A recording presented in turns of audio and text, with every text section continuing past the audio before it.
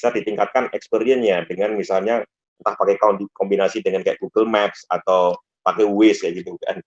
Karena itu pasti ada fitur-fitur yang lain yang pasti nanti akan meningkatkan experience dalam proses pembelian ini kan. Seperti kalau kita pakai Waze di jalan raya, ya mohon maaf kadang-kadang kita lihat 200 meter lagi ada polisi, kita langsung kaget, langsung siap-siap. Ini adalah suatu hal yang menarik ini kan, atau Google Map, oh di sana ada macet atau segala macam kayak gini. Nah, itu adalah informasi menarik yang nanti mungkin siapa tahu bisa dipakai untuk acara virtual selling di properti ini, suatu menarik.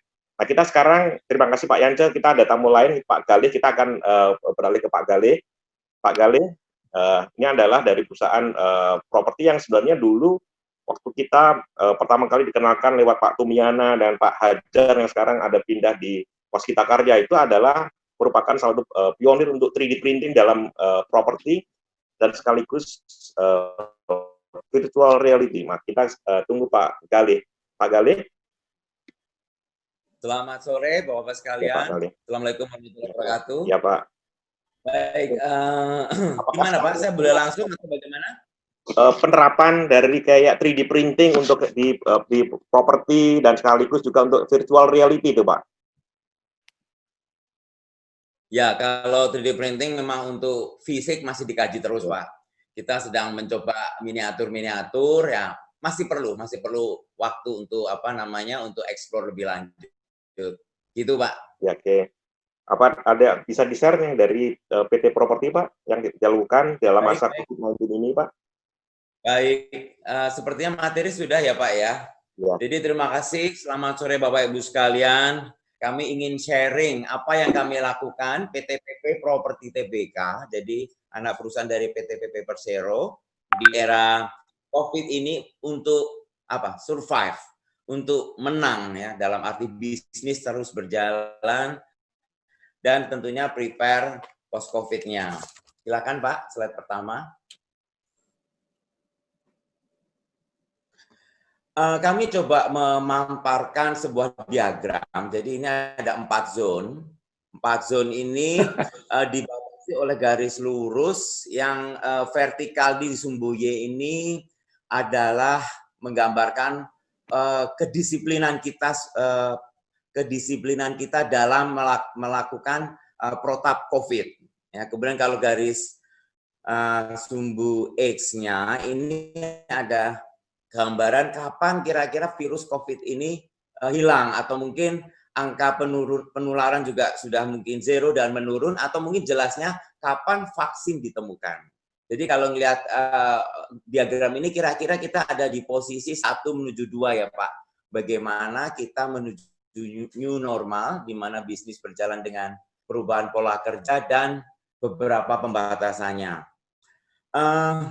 Lalu bagaimana kita menuju ke long life hope, ya, mana bisnis bisa berkembang lebih baik, itu tentunya terkait mudah-mudahan tidak dalam waktu yang terlalu lama vaksin sudah bisa ditemukan. Tapi sebenarnya dengan protokol COVID yang kuat, insya Allah diharapkan kinerja menuju new normal akan seiring dengan menguatnya protap COVID tadi. Terus berlanjut terus sampai kita menuju ke satu pola kerja baru. Bapak Ibu sekalian, kami coba melihat dari beberapa sumber tentang new normal, kami mencoba melihat poin-poin yang sesuai dengan bisnis kita, developer properti. Yang pertama tentunya stay at home. Kemudian online activity ya, semua orang saat ini lebih banyak tinggal di rumah, yang tadinya lihat handphone cuma 2 jam, mungkin bisa 2-3 kali lipat. Semua dibuka, Facebook dibuka, IG dibuka, ya, berita-berita online dibuka semuanya. Kemudian yang berikutnya adalah staycation atau mungkin holiday ya.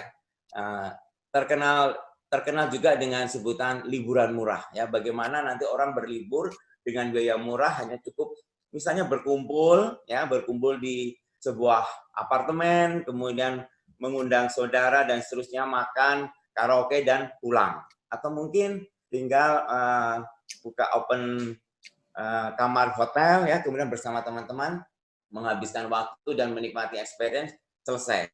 Jadi kira-kira ke depan new normal yang akan terjadi juga seperti itu. Kemudian yang keempat adalah tentunya dengan online activity meningkat, virtual experience juga pasti akan meningkat. Dan yang terakhir pastilah healthy lifestyle. Bapak Ibu sekalian, dengan permasalahan new normal tadi kami coba memberikan solusi dan menyesuaikan terhadap perubahan-perubahan yang terjadi ini dengan yang pertama go digital. Yang kedua, kemudian kita juga menciptakan diferensiasi baru. Kemudian yang ketiga, mencoba mengadopsi aktivitas saat COVID dan lain-lain. Nah, kami juga saat ini sedang mengkaji bagaimana tentang finansial, ya, bagaimana tentang isu penundaan pembayaran, bagaimana tentang isu perbankan juga lebih selektif. Nah, itu sedang kita kaji sebagai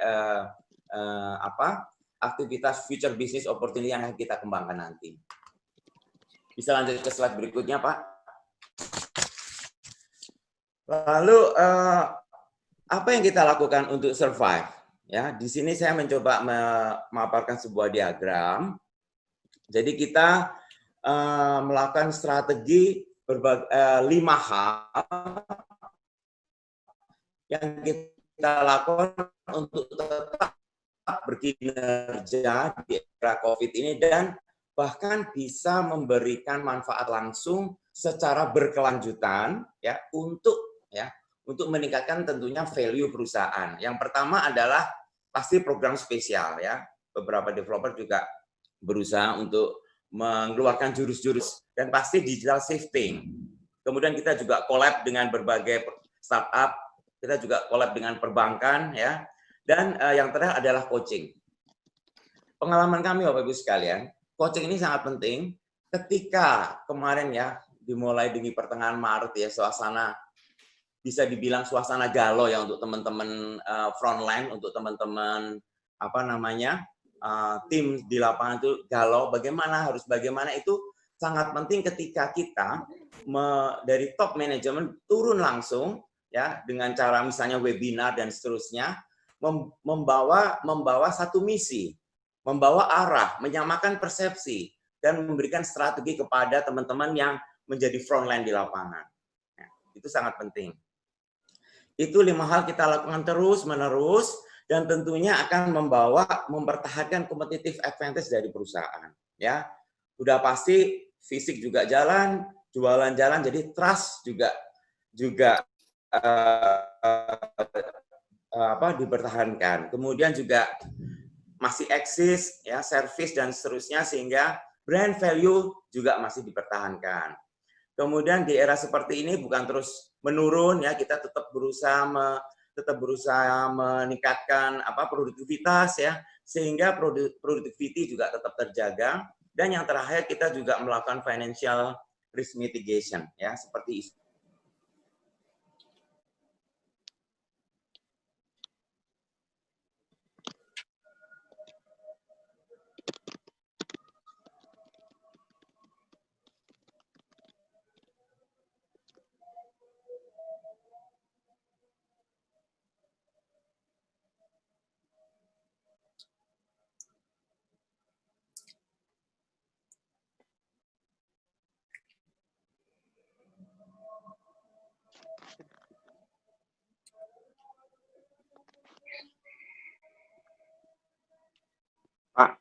Pak Galih.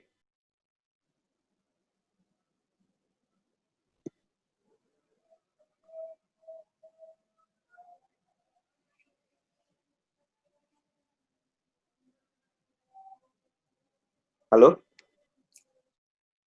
Pak Galih?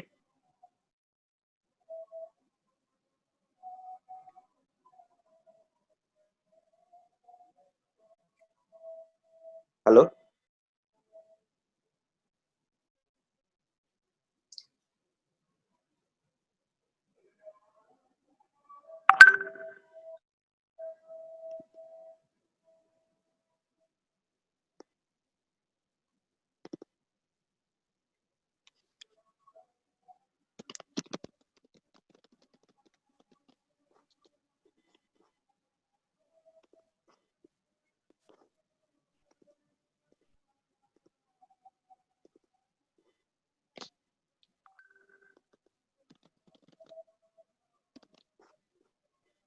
Eh, Pak Galih, eh, mungkin nanti kita akan sambung dulu karena ini koneksinya terputus. Eh, kita akan break dulu karena ada pesan yang akan lewat dan kita akan ada polling supaya nanti kita akan masuk ke sesi berikutnya.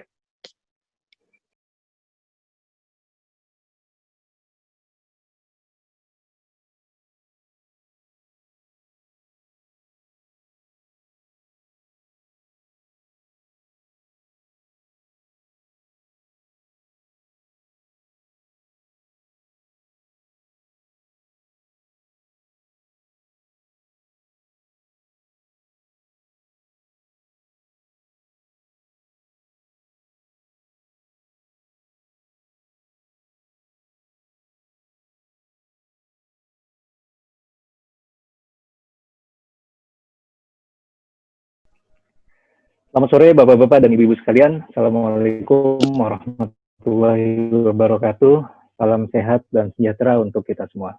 Jumpa kembali bersama saya Haryadi untuk memandu polling sesi kedua, sekaligus juga polling sesi terakhir. Pada polling sesi kedua ini juga berisi 5 pertanyaan singkat. Baik, sesaat lagi di layar Bapak-Bapak dan Ibu-Ibu sekalian akan tampil pertanyaan-pertanyaan tersebut. Pertanyaan-pertanyaan tersebut meliputi diantaranya perkiraan waktu pandemi COVID-19 mempengaruhi demand industri, perubahan proses interaksi perusahaan dengan customer, begitu juga perubahan strategi bisnis untuk melakukan investasi ke digitalisasi produk dan layanan. Strategi untuk mengantisipasi potensi perubahan yang terjadi post-pandemi COVID-19, serta waktu yang tepat untuk memulai strategi baru untuk mempertahankan bisnis dalam merespon pandemi yang terjadi. Baik, langsung saja kami berikan kesempatan Bapak-Bapak dan Ibu-Ibu sekalian untuk mengisi polling sesi terakhir ini. Terima kasih dan selamat mengisi.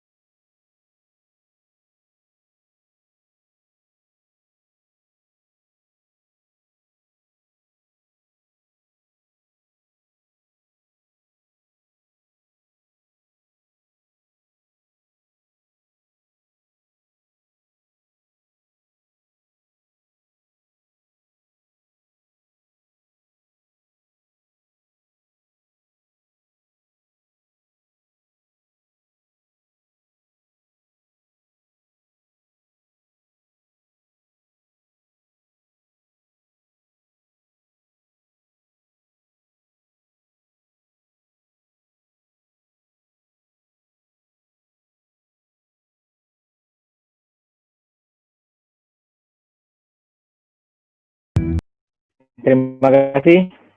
Kami akhiri untuk pengisian polling sesi terakhir ini. Bapak-Bapak dan Ibu sekalian dalam mengisi polling pada acara Industri Roundtable ini. Ini beserta hasil yang telah dibawakan rekan kami di awal sesi, Irfan Setiawan, hasilkan di publik. Bapak-Bapak dan Ibu-Ibu dapat menghubungi rekan kami, Elizabeth Midori, TIC di acara Industri Roundtable Property ini untuk mendapatkan hasil round-up-nya. Baik, untuk acara kembali ke PIX. Oke, kembali bergabung dengan Pak Galih. Tinggal ngajukan sedikit, terus nanti kita akan ke Pak Coming, Pak Paulus. Pak Galih, masih ada? Baik, Pak. Mohon dimaafkan, ini tadi ada gultur gede sekali, terus langsung gitu. Sekarang sudah nyambung, alhamdulillah. Baik, tadi kami sampaikan bahwa tinggal 5 strategi yang akan kita lakukan di new opportunities untuk mendapatkan new market after COVID ya Pak ya. Jadi pertama member, kemudian kita juga sedang mengembangkan akad online, kemudian juga kita ngejahit aplikasi daily need dengan perusahaan-perusahaan startup, terus kita berusaha untuk mendapatkan online marketplace, dan yang terakhir kita akan punya satu produk klinik. Klinik ini unik Pak, jadi sebenarnya klinik perizinan di beberapa tempat di Jakarta, di Surabaya itu ada beberapa persyaratan klinik. Nah, dengan meningkatkan healthy lifestyle, kita akan mencoba klinik kita itu dengan sebutan klinik plus. Apa itu Klinik Plus? Jadi klinik yang sudah kita jahit atau kerjasama dengan online klinik, ya, dan juga dengan retail farmasi. Jadi harapannya tadi klinik yang hanya merupakan sebuah fasilitas yang seperti kayak PAUD, kemudian balai-balai warga, itu semua yang tadinya hanya kita serahkan saja kepada calon customer apartemen, ini sekarang kita bungkus menjadi satu klinik plus yang mempunyai konten kerjasama dengan klinik online dan retail farmasi. Slide-slide ke belakang berisi visualisasi bagaimana kegiatan kami selama ini untuk survive, Pak. Silahkan. Jadi yang pertama pastilah program spesial. Sebenarnya ini adalah di era seperti ini, kami tentunya juga tidak melakukan apa misalnya pasang billboard, kemudian iklan di televisi dan lainnya, sehingga kita memang ada penghematan biaya operasi atau biaya marketing. Nah, di sini yang kita bungkus, kita jadikan satu gimmick spesial untuk customer di era seperti ini. Dan harapannya memang dengan gimmick kita yang menarik, perbankan juga mensupport kita, sehingga gimmick-gimmick tadi itu bisa menjadi satu gimmick yang tentunya diuntungkan konsumen. Dan pemahaman bahwa 2 bulan, 3 bulan ke depan, situasi ketidakpastian ini, kami memberikan program cuti atau libur bayar. Lanjut, Pak. Nah, ini adalah aktivitas kita di building management, pelayanan desinfektan, dan seterusnya juga berjalan. Kita ada serah terima online, Pak. Beberapa customer pengen serah terima, tapi suasana seperti ini dia tidak mau keluar rumah. Kita bikin acara serah terima online. Kemudian juga ada booking online untuk seluruh proyek di PP Property. Kemudian kita juga ada divisi rental service yang kita kerjasamakan dengan Travelio dan Mamikos. Ya, ini akan sangat membantu konsumen, customer untuk menyewakan unit-unitnya. Dan yang terakhir yang menurut saya COVID spesifik banget ini karena move on delivery. Move on delivery ini dari ratusan atau mungkin ribuan customer kita, ada saja mereka yang masih pengen untuk closing ini megang brosur, lihat press release, ngomong langsung dengan sales. Nah, ini kita membuka layanan itu untuk datang door to door ke rumah. Lanjut. Kemudian untuk aktivitas di lapangan. Jadi bagaimana komitmen kita sebagai developer untuk menyerahkan kepada customer tepat waktu. Jadi kami berdiskusi dengan pelaksana, di mana pelaksana proyek PP Property semuanya tentunya proyek PT PP Persero. Nah, bahwa proyek yang prioritas harus tetap berjalan, tapi tetap patuh dengan protokol COVID, seperti pasti diukur suhu, menggunakan masker, bahkan masuk pun juga ngantri jarak 1 meter, tempat tidur pun juga ada gap-nya, tempat makan, dan seterusnya. Ini berjalan di proyek-proyek yang memang crash program. Jadi saat ini kita ada 20 proyek dan 6 proyek akan serah terima di tahun ini. Jadi kita memang fokuskan kepada proyek-proyek yang akan serah terima, sehingga komitmen kami untuk serah terima tepat waktu insya Allah akan tetap berjalan. Lanjut.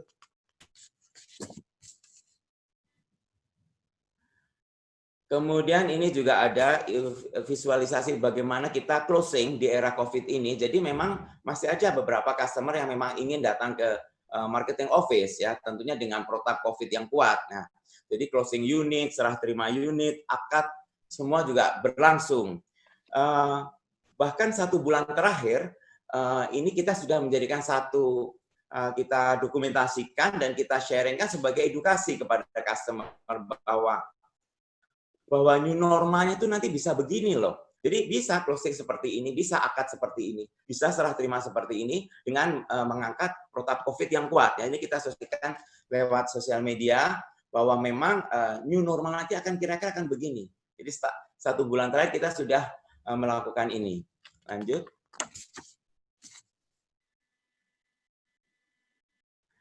Baik. Sebelumnya back. Jadi kita juga punya program Everybody as Broadcaster. Jadi seluruh insan marketing di PP Property sudah sangat biasa dengan ngevlog, bikin IG live, virtual tour itu selalu dilakukan di semua insan marketing BP Property. Kita juga lebih saat ini akan optimalisasi untuk EA ya, artificial intelligence ya. Tentunya juga ini akan membawa satu pangsa market tersendiri ya, dengan konsep optimalisasi AI ini. Kemudian webinar ini sangat bermanfaat ketika kita coaching, ketika kita memberikan arahan secara masif kepada frontliner ya. Kemudian kita juga bekerja sama dengan digital agency seperti Lamudi, Ospas dan lain sebagainya. Lanjut. Kita juga untuk membantu mensupport customer untuk memudahkan menyewakan unitnya, kita bekerja sama dengan Mamikos, Travelio ya. Kita juga bekerja sama dengan perbankan, dan yang terakhir yaitu yang nomor 5 adalah coaching. Menurut saya ini menjadi salah satu poin penting di era COVID ini, ketika emosional, ketika kegalauan ya, frontliner kita bisa kita berikan masukan, kita berikan arahan untuk tetap fokus pada target dengan cara-cara dan strategi-strategi tertentu. Kami berpikir begini, Bapak Ibu sekalian. Jadi pekerjaan marketing, aktivitas marketing seperti kayak orang memanah, ya. Produknya bagus, ya. Kemudian gimmicknya juga seru, ya. Inovasinya juga keren. Tapi ibarat kita melakukan pekerjaan memanah, apabila ujung anak panahnya itu tidak runcing, ketika terjadi busurnya sudah kuat, tali panahnya sudah kuat, kita lakukan pekerjaan mana kalau ujung panahnya tidak runcing, artinya frontliner kita tidak mumpuni, juga nggak nancep. Jadi seperti itu. Sehingga buat kami coaching dan arahan-arahan strategik buat frontliner menjadi sangat penting. Lanjut. Nah, ini adalah produk baru yang akan kita fokuskan post-COVID nanti, yaitu Klinik Plus. Kami akan bekerja sama dengan beberapa online klinik maupun retail farmasi. Kemudian program 1000 member, lanjut.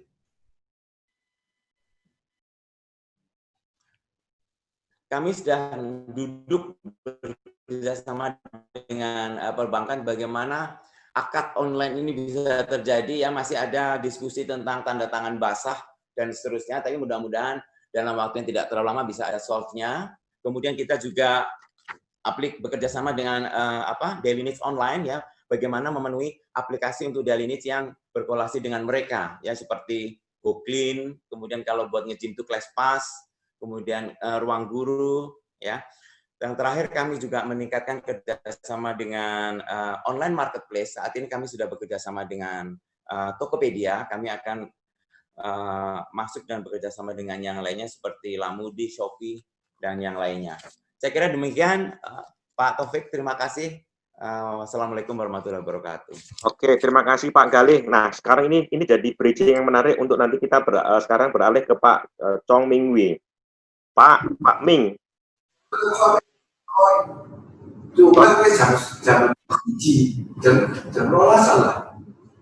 Halo Pak. Iya, selamat sore.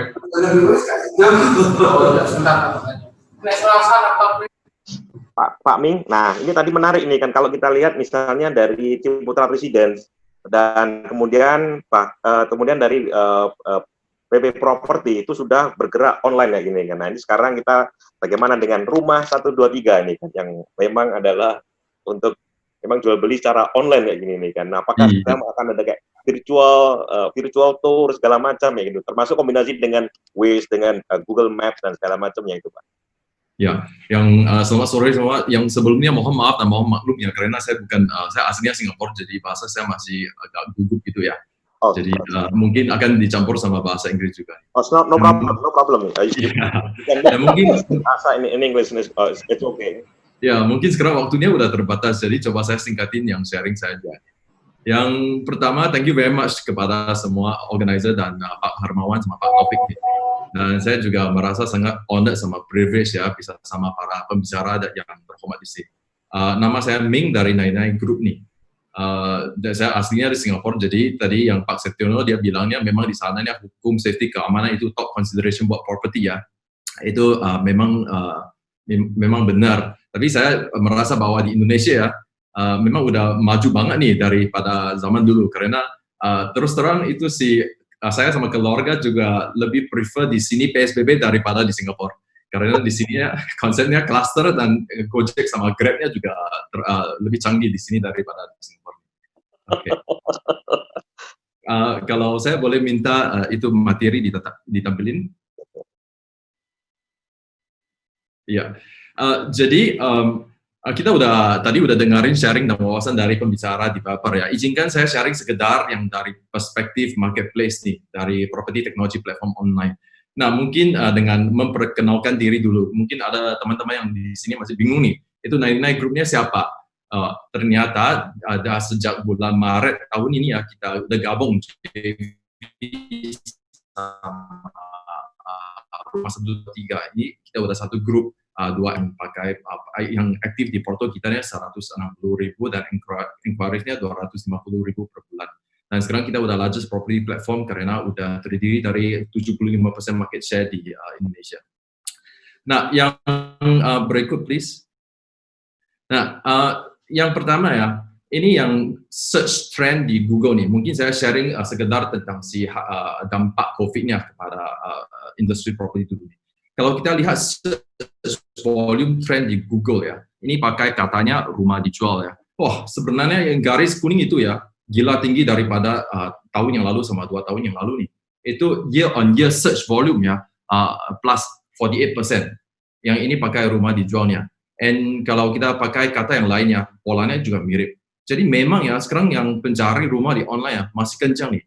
Jadi ternyata mungkin salah satu pertimbangan yang kita harus mikirin, gimana bisa mendorong yang pencari rumah menjadi transaksi itu. Itu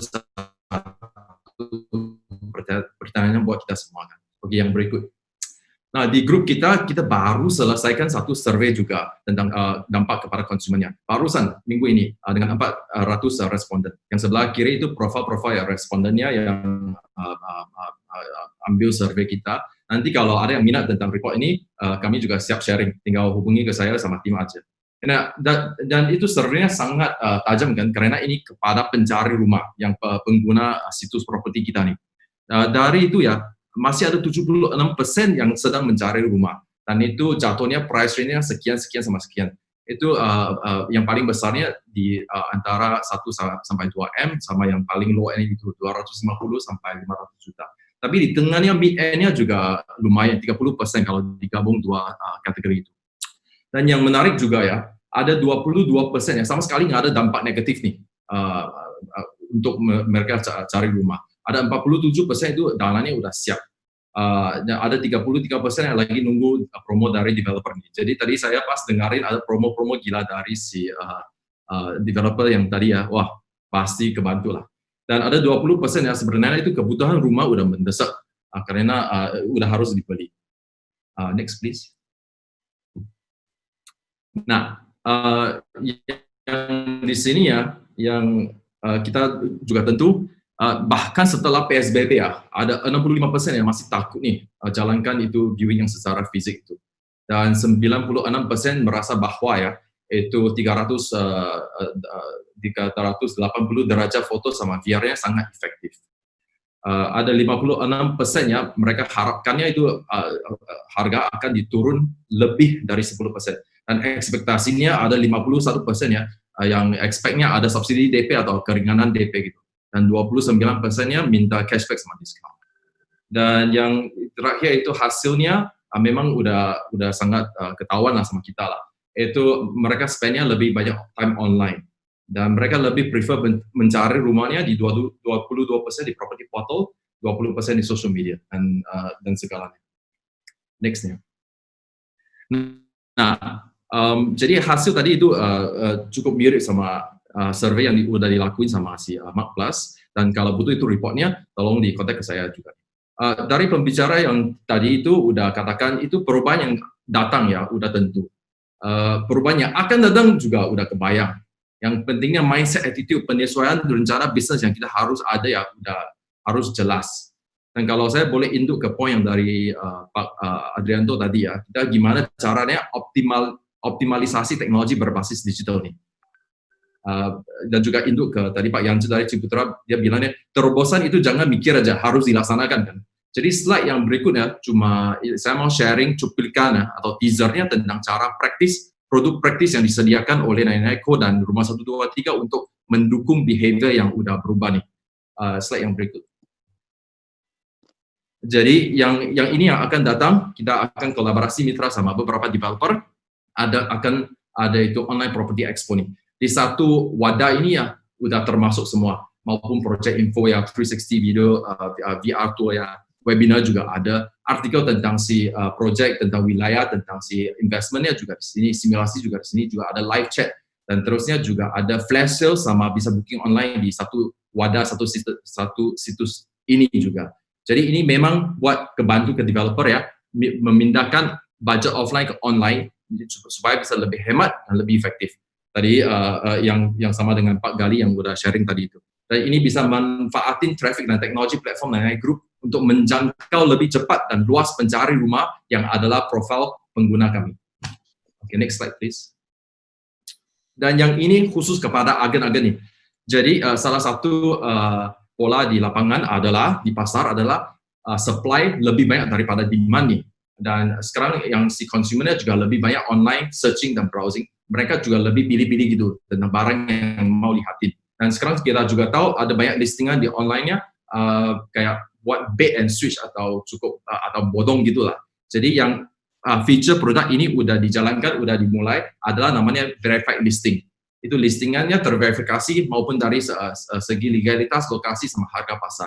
Jadi bisa ada kenaikan buat si confidence sama kepercayaan dari konsumen. Kita dari 1 bulan launching ini, semua verified listing kita udah ada statistik. Itu dilihatinnya 19 kali lipat dari listingan yang biasa. Terusnya yang inquiry juga up to 8 kali lipat nih listingan ini daripada yang lain.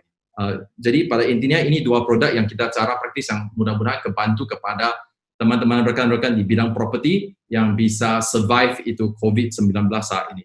Dari saya demikian, sekali lagi terima kasih kepada organizer. Terima kasih. Selamat sore.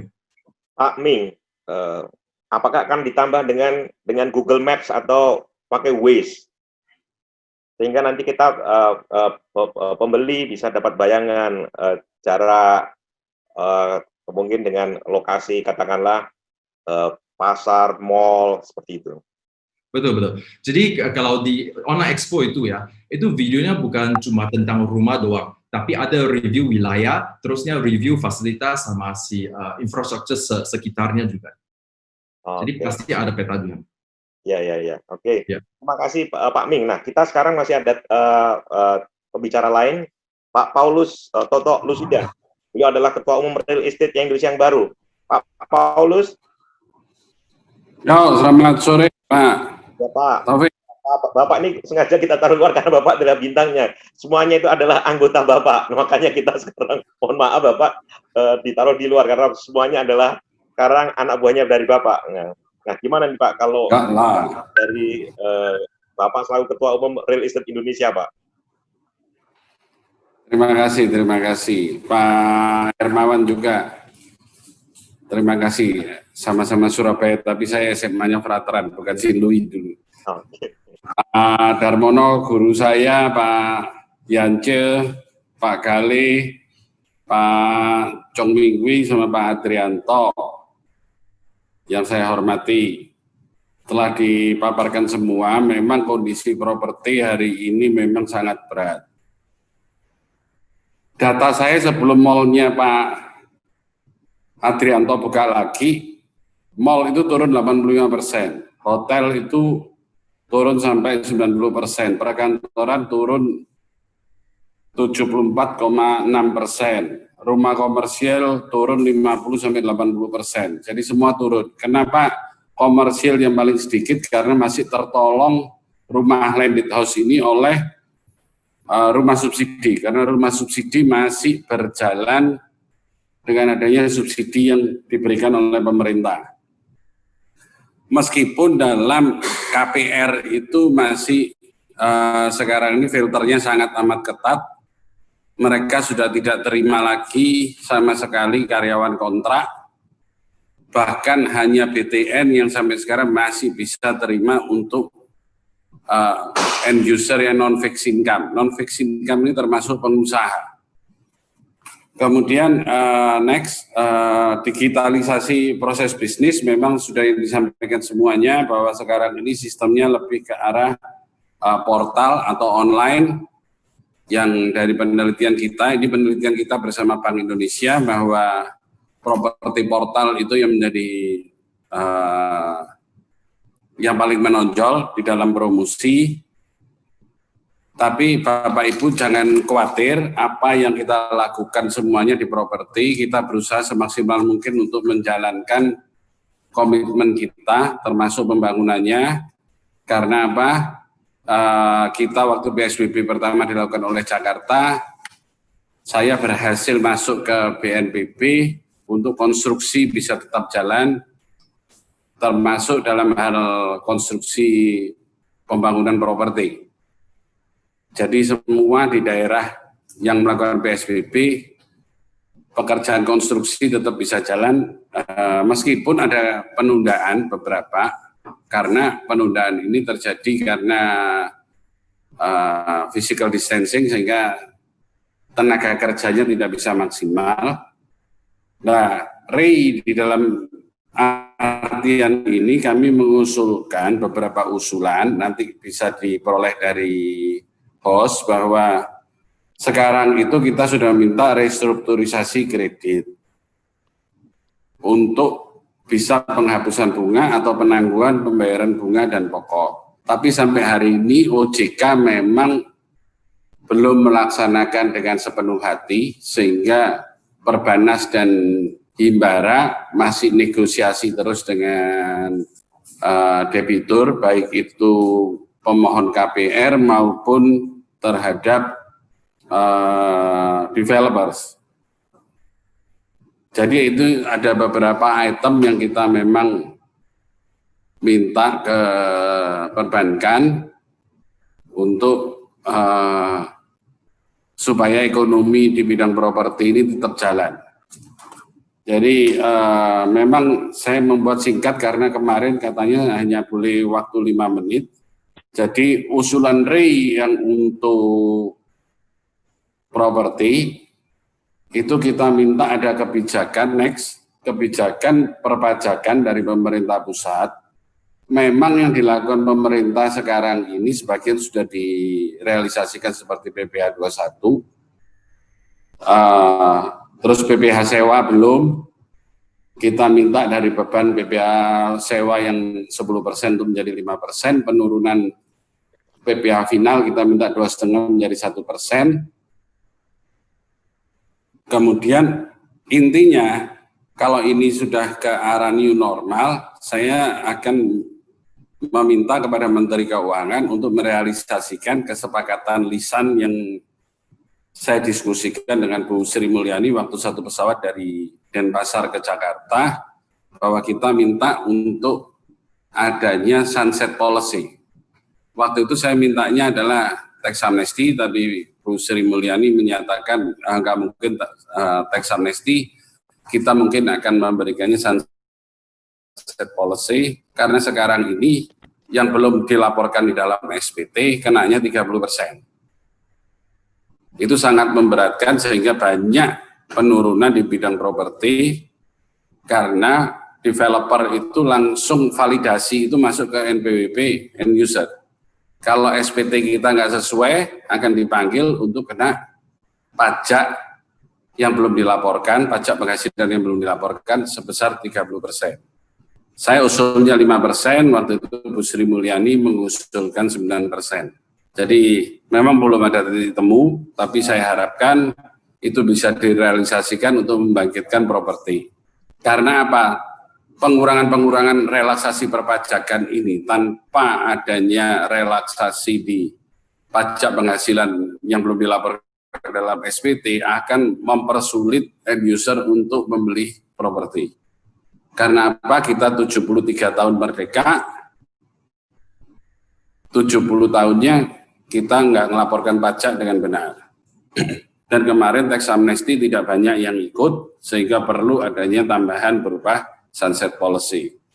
Kemudian kebijakan dari pemerintah daerah, saya sudah ngajukan ke beberapa kepala daerah, termasuk DKI, yang kemungkinan nanti Selasa saya akan merealisasikan untuk negosiasi dengan Gubernur DKI, masalah keringanan mulai dari pajak bumi bangunan, sampai dengan pajak-pajak restoran dan lain-lainnya.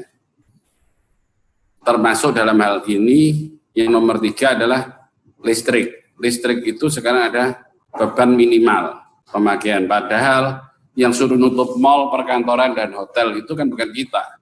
Kan dari pemerintah juga, supaya tidak terbebani listrik minimal itu tadi.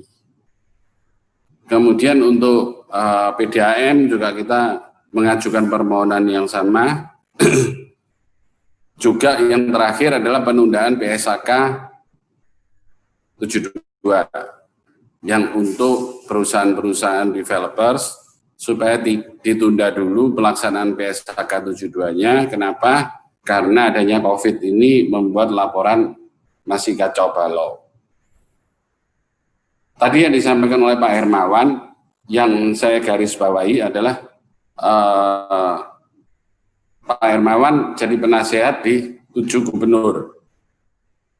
Ingin saya sampaikan dalam forum ini, bahwa pemerintah sampai saat ini dan beberapa pengusaha itu hanya melakukan pungutan, tidak melakukan kreasi, tidak meng-create. Itu yang saya inginkan, bahwa pemerintah tidak hanya memungut, tapi meng-create. Tolong Pak Hermawan bisa membantu. Karena apa? Dalam kondisi COVID ini sangat dibutuhkan terobosan-terobosan kita bersama. Kenapa saya sampaikan meng-create? Saya ambil contoh. Dalam pengadaan sekarang COVID, selalu pemerintah itu menanyakan, misalnya saya ngomong masker, kamu punya stok masker berapa? Masing-masing ditanyanya punya stok masker berapa? Sebetulnya yang kita butuhkan bukan stok maskernya, kamu bisa produksi masker berapa? Bagaimana pemerintah membantu supaya masker itu bisa terpenuhi dari Indonesia sendiri, bukan hanya mendata. Karena kalau cuma mendata, sedangkan usaha ekonomi kita, ekonomi mikro kita belum jalan, akan tambah sulit buat kita untuk melakukan terobosan menghadapi pandemi COVID-19 ini. Jadi kita perlukan adalah bagaimana pemerintah membantu kita, membantu end user juga, membantu semuanya supaya ekonomi kita ini bisa jalan. Itu yang tidak pernah dilakukan oleh pemerintah. Jadi mungkin dari situ, jadi yang disampaikan online dan lain-lainnya, memang kita sudah lakukan terobosan-terobosan online dan sebagainya. Dan kita lagi menyusun, bernegosiasi dengan pemerintah untuk menyepakati sistem SOP-nya untuk online, seperti pertanahan, seperti perpajakan, bagaimana validasi itu bisa dilakukan secara online tanpa kita ketemu langsung. Bagaimana kita bisa melakukan verifikasi sertifikat secara online. Bagaimana kita seminimal mungkin melakukan dengan pertanahan untuk merealisasikan PPAT bisa secara online sehingga datanya bisa kita peroleh dalam waktu yang singkat. Karena selama ini kan yang dilakukan di bidang properti ini kita harus ketemu face to face. Jadi sekarang kita harus menghindari face to face ini dengan cara semaksimal mungkin kita melakukan dengan cara online. Itu aja kurang lebihnya yang ingin saya sampaikan. Terima kasih kepada Pak Taufik selaku host. Selamat sore.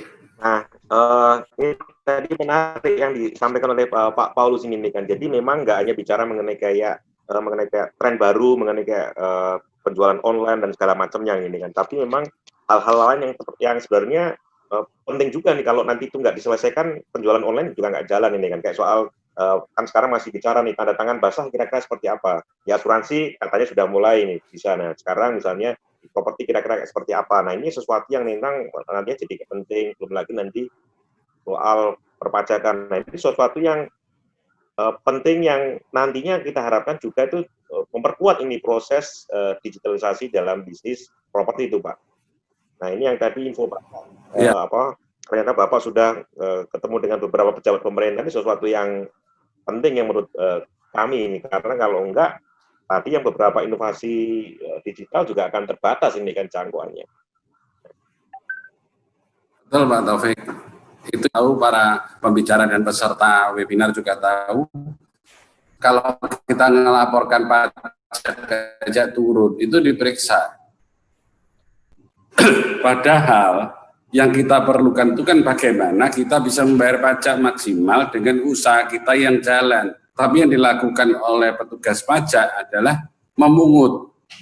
Begitu laporan kita SPT kita turun, dia periksa pajak kita, gimana caranya supaya sorannya tambah. Tapi bukan meng-create kita supaya ekonomi ini jadi sehat. Tapi cari salahnya kita supaya ini semua jalan. Nah inilah mindset seperti ini dengan itu ya. Terima kasih. Oke. Nah ini menarik ini, jadi semakin memperkaya diskusi siang ini. Kita kira-kira masih punya waktu 5 menit, mungkin kita akan kembali mengundang Pak Hermawan. Pak Hermawan? Pak?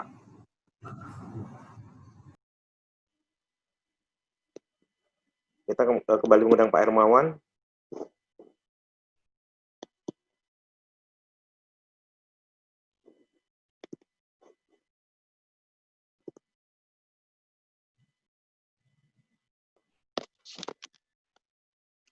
Kalanya Pak Hermawan mungkin sedang online, karena kita sekarang sudah tinggal waktu sebenarnya tinggal 5 menit. Mungkin Pak Adrianto masih ada di sini karena kebetulan ada yang bertanya kepada Pak Adrianto. Benar Pak, ini ada pertanyaan kirim ke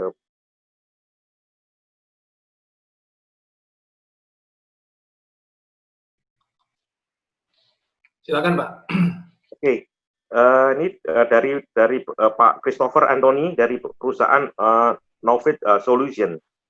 Summarecon sangat luas area development-nya. Bagaimana cara Bapak dalam memonitor dan tracking semua development yang begitu luas, terutama di tengah physical distancing saat ini? Ini Pak Andrianto. Ya, terima kasih. Ya, memang kami sekarang pengembangan memang sudah tersebar.